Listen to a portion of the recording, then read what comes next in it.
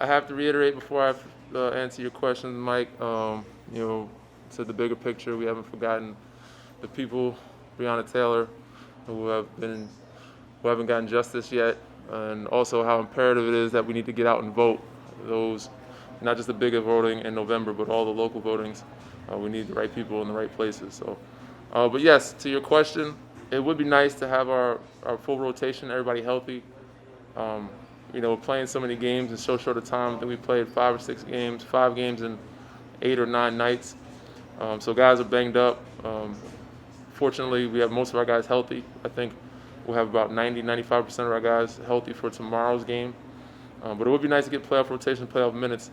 But it's tough when you have guys injured. So tomorrow, hopefully, we'll have most of our squad and play those guys for the next 2 games to get a nice little playoff feel. Just to get a rhythm and rotations of minutes of who we're going to play with, where, and down the stretch who's going to be in the game.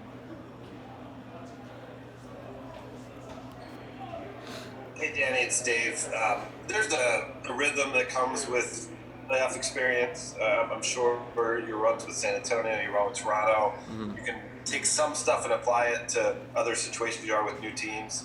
But LeBron kind of said that even though with all the experience he has, it's hard to apply it because of the uniqueness of this bubble situation. And so, do you think there's any things that you can apply from your time in the playoffs before, and other things that maybe aren't applicable?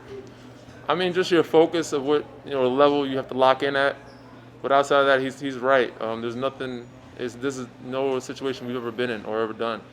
Being in a bubble, being on a hiatus for 3 or 4 months, being away from the game. So it's tough to prepare or to use that experience to this type of experience because we've never been in something like this before. But at the end of the day, so we got to kind of focus on the things we need to focus on, and it's basketball. So it's a game. We know how to play it. We use our strengths. We try to focus on that and play to those, and also focus on other teams' weaknesses and try to make them play to those. So just honing in and focusing and locking in at that level that we need to be is the only thing that is going to remain consistent. Outside of that, it's a new era, new team, new atmosphere for a lot of people here, and trying to adjust to it. Hey Danny, it's Bill Oram.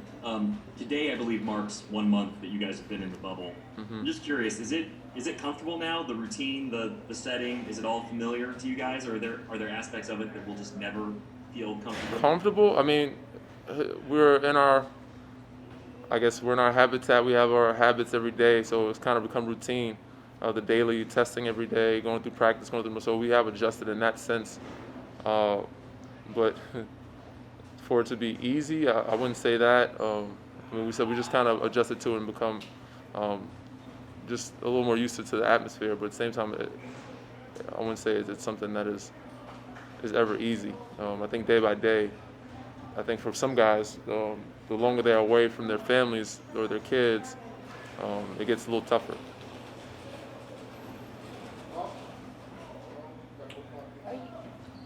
Again, Billy? Are you starting to see that where is a month? I mean, just a cumulative effect. Yeah, you can kind of see the tension. You can see guys going back and forth in the games, added on social media. But that's normal competitive nature of guys, trash talking, but probably a little bit more in the games because of that tension. But it's the fun part. It's what the fans want to see. It's what we all play for, what we're here for, that competitive nature. But you can see day by day it's kind of wearing on guys, and guys get kind of antsy, wondering when can they get their families here, who can they bring, how many people, and they're just kind of counting down the days for that to happen. But we got the other teams. Most of the guys have to stay locked in and focus on what the bigger picture is, and that's winning basketball games. So that's what we're here to do, and that's what we got to stay focused on. Have you guys been given any clarity on what family will be able to come and win? No. They gave us an estimated date, after the first round of playoffs. They haven't given a number. I think it's about 3 or 4 at the most, maybe. So we're just kind of learning and going on the fly. Danny, you talk about I think you're talking about guys sniping back and forth between different teams. Mm-hmm. Do you feel like maybe that's a healthy outlet? Because also you guys are all together all the time on the Lakers, and does that kind of release it from some of that tension coming out against each other in practice? Or maybe. I think it goes both ways. I think it's with other teams. I think it's within some teams too. You're seeing guys getting less patient with each other. Some teams getting less patient with each other. That's the other challenge. That's going to be another task, obstacle that you have to fight through. Being in that atmosphere, this type of atmosphere around each other all the time, and trying to get the chemistry right, and not having the escape that you normally have, or the outlets that you normally have that are right there for you. So the mental aspect of it gets only tougher and tougher each day. Can I ask a follow-up to that? Is there One moment, Tanisha. Tanya, go ahead. Is there a way to can you do things To escape? to escape? Yeah, I mean, guys have the golf game, they have fishing, they have the bike riding, they have bowling.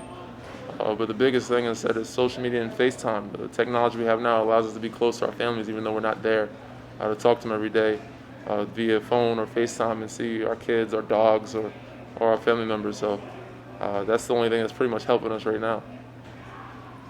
Last question, Melissa. Hey Danny, obviously everybody is going through this equally and it's an equal playing field, but is basketball as fun without fans? I mean, it's a game we love to play, so it's fun regardless, but definitely it'd be way more fun if we had our fans behind us supporting us. But so we don't have that luxury right now, so either way we got to find the fun, find ways to get our energy from our bench, from our guys, to lift each other up and encourage each other. We still trying to have fun out there. It's still fun, but it's not as fun, of course, without our fans there.